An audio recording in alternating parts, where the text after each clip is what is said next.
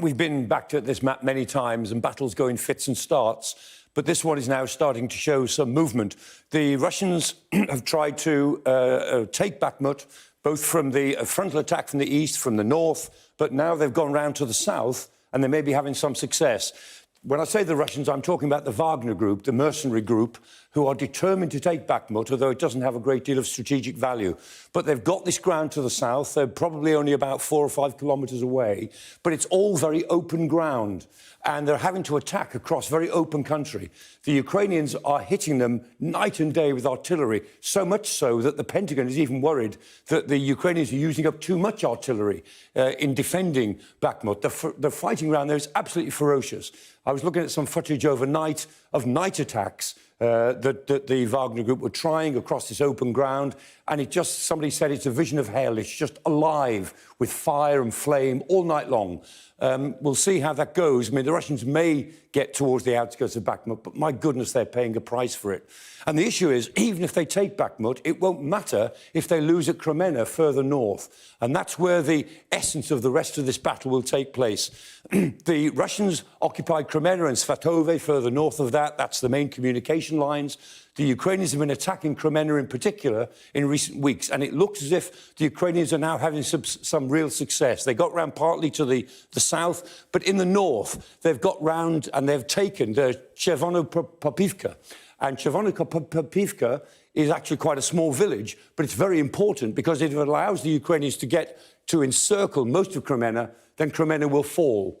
And if Kremenna falls, that becomes effectively the hinge that will open up northern Luhansk, and in particular may allow the Ukrainians to start to get round the back of Russian forces in Severodonetsk and Lysychansk. Remember those places? 100 days the Russians tried taking Severodonetsk, which they eventually did, and they took Lysychansk a bit more quickly after that.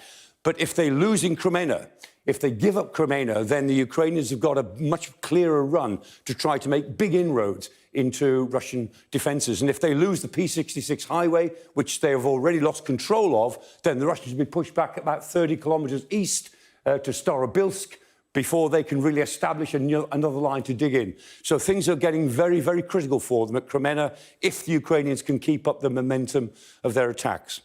Meanwhile, we still think about how the Russians are reacting to these attacks on air bases. The air base, the Diaghilevo air base up in Ryazan, the Engels 2 air base in Saratov, and near the air base in Kursk. It wasn't actually at the air base. It was a fuel dump that was in between the airport and the air base itself. The point is the damage in these 3 places wasn't great, but the fact that they were attacked at all is really important. Now, the State Department in the last 24 hours have made it very clear that it's nothing to do with them. They were not attacked with American weapons or weapons that the Americans have given to the Ukrainians. These were apparent attacks with Ukrainians' own weapons that they have adapted, that they don't have any role in the planning. It's nothing to do with them. It's very important that the Americans make it clear that this is a Ukrainian-only attack. Meanwhile, President Putin is dealing with some very angry people on Russian Telegram channels who are furious that apparently a drone, a 1970s drone, an old Soviet Red Army drone, was used apparently in these attacks so deep into Russian territory and wasn't intercepted. And that's a big problem. President Putin met with his Security Council yesterday. He hasn't said anything yet today. We will see if there's some sort of retaliation or some sort of response that comes out of it. But above all, President Putin has now got to deal with the increasing anger inside Russia, not just in military circles, but in the media, that these attacks could take place at all in a conflict that is still supposed to be a special military operation to remove the government in Kiev. We've got a long way to go yet.